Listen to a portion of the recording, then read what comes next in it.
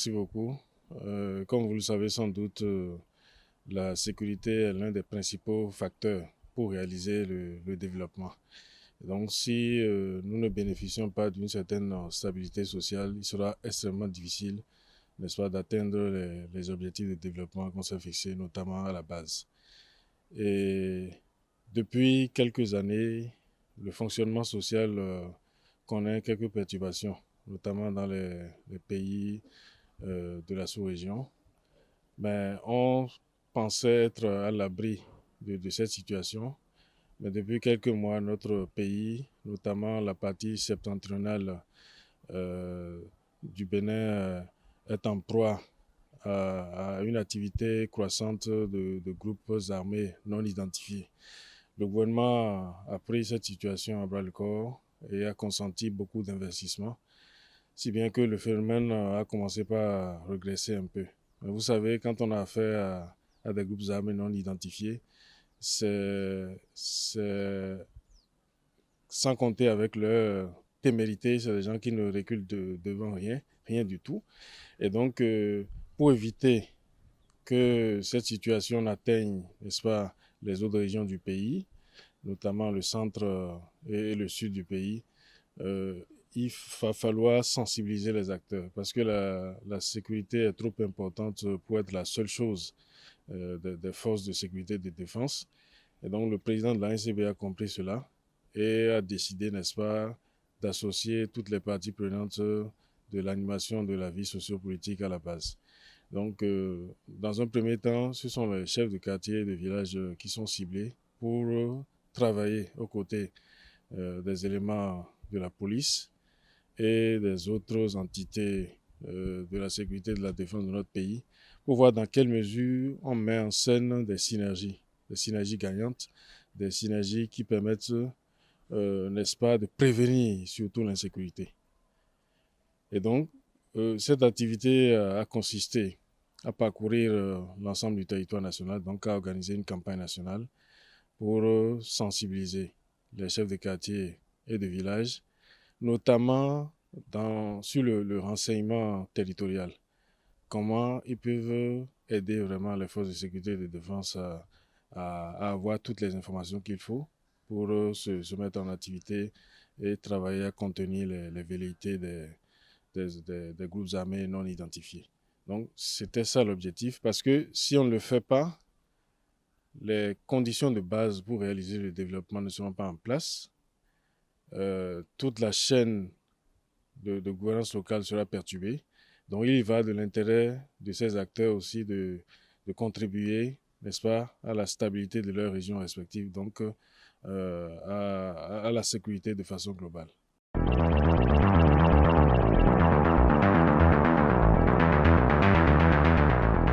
Avant de dire concrètement comment les séances se sont déroulées dans les différentes communes, je tiens à faire cette précision importante. Quand le président de l'ANCB, le maire de la ville de Cotonou, Luxet Tonji-Atrogo, a eu cette idée intéressante, innovante, il a partagé avec les autres membres du bureau national, le bureau s'est d'ailleurs réuni pour connaître de ce dossier et l'a validé. Et donc, ensuite, comme on parle de sécurité, qui n'est pas une compétence exclusive des communes, le président de l'ANCB s'est porté vers le chef de l'État pour la lui soumettre. Et le président Talon a favorablement accueilli cette initiative qui s'inscrit parfaitement, n'est-ce pas, dans la gestion stratégique du pays. Et donc, le chef de l'État a décidé de mettre à contribution un groupe de travail qui le conseille sur les questions sécuritaires au plan national.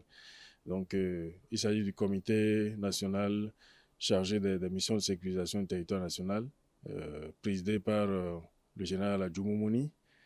Et donc, il y a plusieurs généraux et des colonels, en tout cas les hauts gradés de l'armée et de la police, qui animent donc ce comité. Donc, on les a dispatchés sur l'ensemble du territoire aux côtés des émissaires de la NCB. Et à chaque étape, c'est le maire qui ouvre la séance euh, et qui essaye, n'est-ce pas, de faire un état des lieux de la situation sécuritaire, de mettre en avant les grands défis dans ce domaine-là. Et ensuite, il y a une communication animée par le représentant de ce comité-là, présidentiel. Et le plus important pour nous a été de laisser la parole aux, aux élus locaux, puisque ce sont eux qui animent les territoires, ce sont eux qui sont imprégnés de toutes les questions, y compris les questions liées à la sécurité. Donc, ils posent les problèmes, les difficultés qui sont les leurs, les besoins qui sont non seulement des élus locaux, mais aussi des forces de sécurité.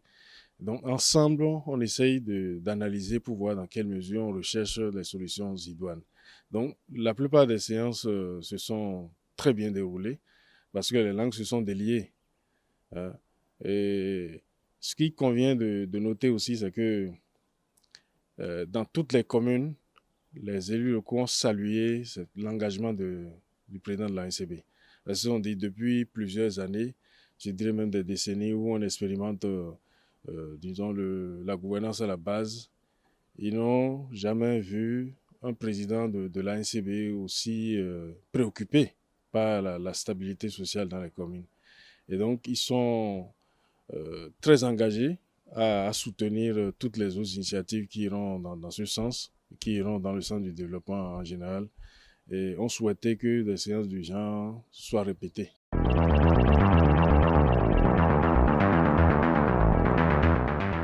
Alors, j'ai parlé tout à l'heure de besoins qui sont exprimés par les élus locaux, en l'occurrence dans la coproduction de la sécurité, parce qu'ils ont une responsabilité importante.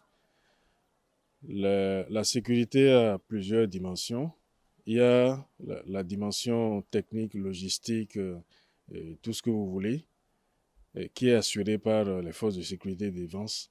Mais il y a la dimension information, renseignement territorial, qui est porté par les élus locaux. Alors, dans ce cadre, ces élus ont émis un certain nombre de besoins, notamment des besoins en matériel. Par exemple, il y a le registre qui permet, n'est-ce pas, d'enregistrer les nouveaux arrivants, ceux qui viennent dans leur milieu, qui, s'ils doivent y séjourner ou bien c'est juste, disons, une mission ponctuelle qu'ils sont venus faire, il faut les enregistrer, il faut documenter un peu leur passage. Ensuite, nous avons le matériel de communication. Vous savez, aujourd'hui, les élus locaux n'ont pas grand moyen. C'est vrai que le gouvernement fait beaucoup d'efforts. Ils sont passés, pour certains, de 5 000 francs à 25 000 francs. C'est un bond énorme. Mais vu les besoins qu'ils ont, ce n'est pas encore ça. Donc, ils ont souhaité que le chef de l'État revoie à la hausse leurs indemnités et qu'on pense aussi aux élus locaux sans charge. Les élus locaux sans charge, c'est quoi? Ce sont les membres des conseils locaux qui ne sont ni chefs de quartier ni chefs de village, mais qui travaillent au sein du conseil, qui participent aux sessions du conseil local, qui participent au renseignement territorial, mais qui ne sont pas payés. Ce sont les seuls acteurs de la chaîne de gouvernance locale qui ne sont pas pris en charge aujourd'hui en termes d'indemnité. Donc cette doléance a été fortement rappelée à toutes les séances qu'on a eues. Ensuite, nous avons les frais de communication qui reviennent assez chers, n'est-ce pas, aux élus locaux parce qu'ils utilisent leur propre téléphone pour le faire, ils y mettent du crédit de communication. Donc, ils ont souhaité qu'on les mette en réseau corporate.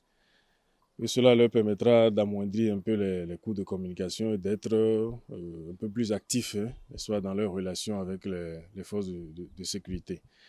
Ensuite, le déplacement. Parce que par moment, c'est impossible de joindre le commissaire ou ses collaborateurs, surtout qu'il y a eu beaucoup de poches non couvertes en termes de communication GSM. Il y a beaucoup de régions qui ne sont pas...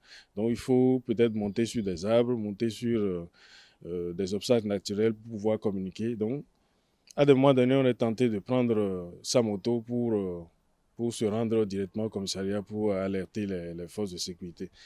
Mais parlant de moto, tout le monde n'en dispose pas. Et même tous ceux qui en disposent, là maintenant, ce n'est pas facile.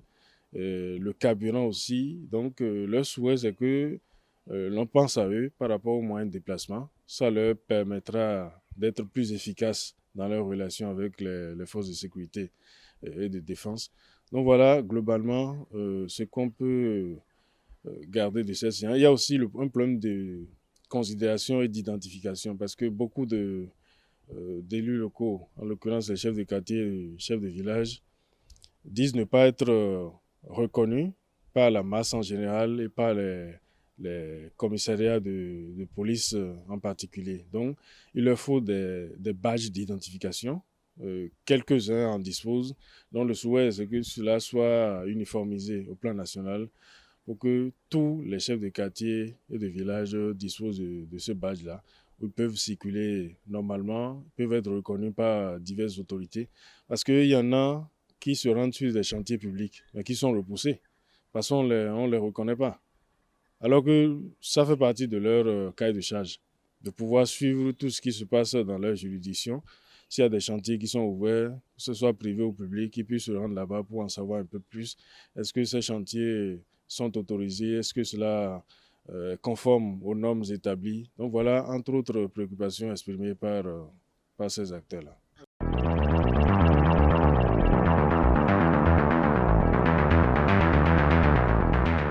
Je l'ai souligné tantôt, les acteurs étaient très enthousiastes par rapport à cette initiative de l'ANCB parce que depuis l'avènement de la décentralisation, ils n'ont jamais vu ça.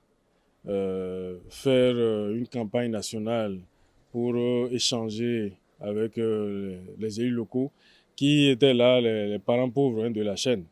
Donc, ils se disent que vraiment, si on peut rééditer cette campagne-là, périodiquement, que ça va être une bonne chose. Ça leur permettra de mettre à jour leurs connaissances en matière de coproduction de la sécurité et de pouvoir poser de nouvelles doléances.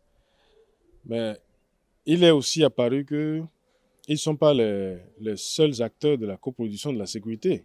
D'ailleurs, eux, ils rendent compte à leurs supérieurs hiérarchiques immédiats, que sont les chefs d'arrondissement, qui à leur tour vont se porter vers leurs maires respectifs pour remonter les préoccupations. Donc ils se sont dit, se limiter aux élus locaux, aux chefs de quartier et de village, que ça ne va pas être bien, qu'il faut aussi prendre en compte les chefs d'arrondissement. Et la NCB l'a d'ailleurs inscrit déjà dans son agenda. Je crois que si tout va bien, en 2024, la même formation sera organisée à l'intention des chefs d'arrondissement. Et plus tard, ça va être le tour des maires, qui sont les premiers policiers au niveau communal, donc en charge de disons, la police administrative. Donc voilà à peu près. Mais ce qu'on a aussi convenu avec eux, c'est que ces formations doivent être démultipliées au niveau des villages et des quartiers de ville.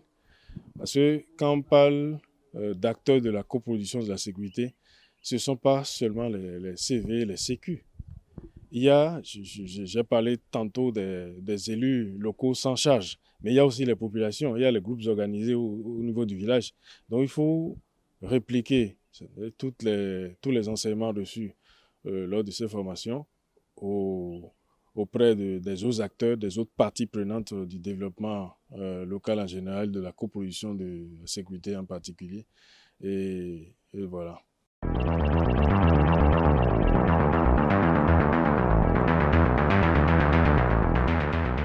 Ça, c'est une très bonne question. En fait, il y a eu des grappes de recommandations à l'issue des différentes séances.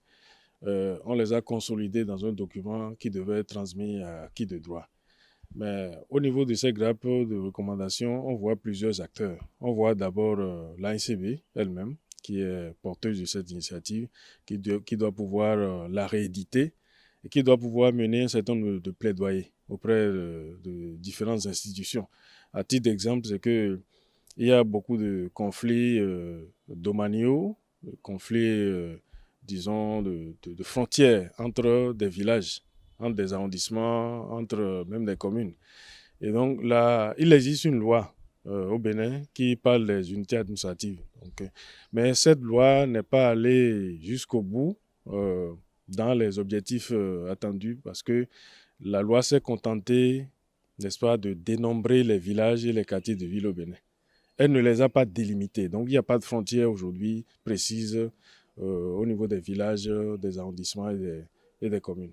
Donc, l'ANCB a été mandatée pour conduire un plaidoyer auprès auprès du gouvernement, en l'occurrence auprès du ministère en charge de l'Intérieur, pour que ce processus-là, qui avait démarré en temps, soit accéléré, pour que ces conflits-là soient, n'est-ce pas, éliminés complètement.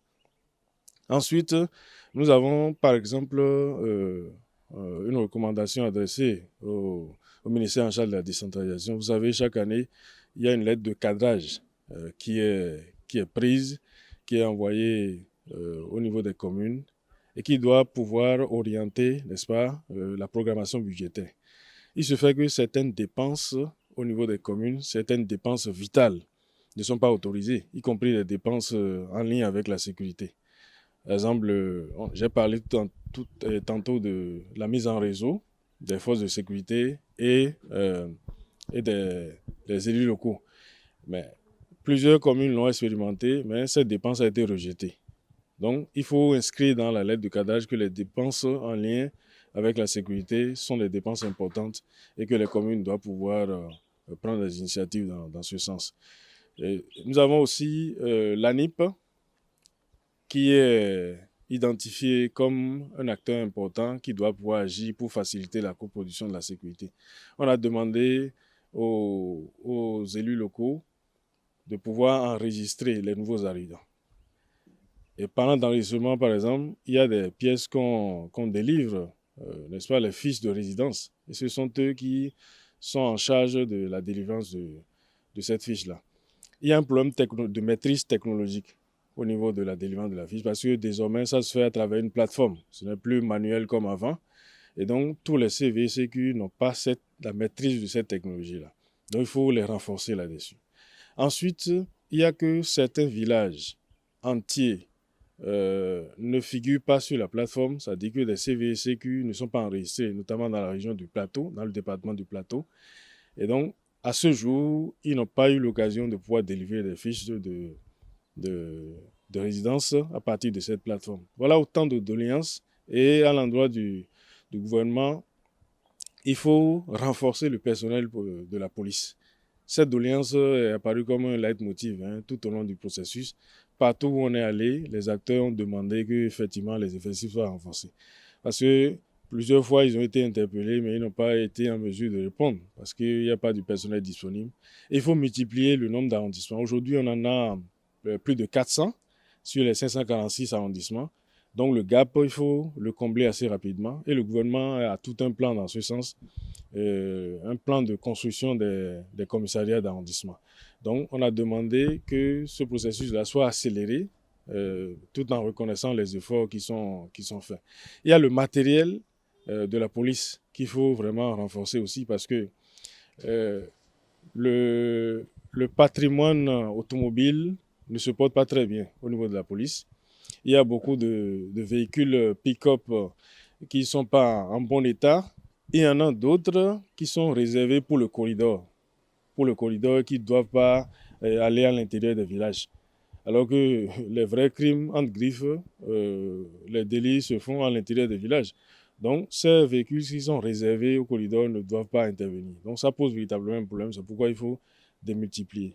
Il y a un problème spécifique qui se pose dans les zones lacustres. Vous savez, on ne circule pas forcément avec les véhicules ordinaires là, dans les zones lacustres. Donc, c'est le bac motorisé. Et il y a un problème de consommation à ce niveau.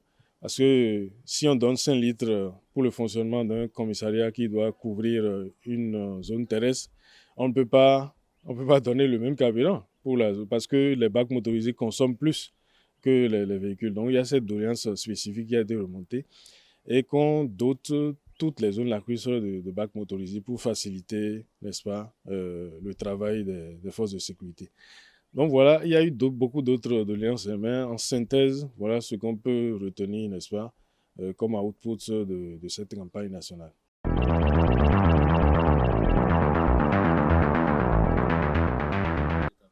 En termes de conclusion, c'est que les acteurs communaux et locaux ont vraiment salué cette initiative de la NCB qui est à l'actif de son président. Parce qu'ils l'ont dit, depuis qu'on a commencé la décentralisation, on n'a jamais vu une initiative de ce genre. Et ils sont très intéressés de voir le président de la NCB en personne. si ce n'était pas un conflit d'agenda, il se serait rendu lui-même sur le terrain parce qu'il était vraiment motivé à le faire. Et donc, il souhaite le voir le plus souvent pour qu'en dehors des questions liées à la sécurité, qu'on puisse parler de développement de façon générale. Parce que ils sont un peu comme les doigts, le pouce. C'est-à-dire, on ne peut pas, disons, prélever la pâte en écartant le pouce. Donc, ils sont vraiment, disons, intéressés de participer, n'est-ce pas, aux réflexions stratégiques sur le développement à la base, étant donné qu'ils sont les plus proches des populations. Et parlant de subsidiarité, il faut faire avec les acteurs les plus proches, le centre décisionnel le plus proche. Et ce centre décisionnel, c'est bien sûr le conseil de quartier et le conseil de village. Voilà.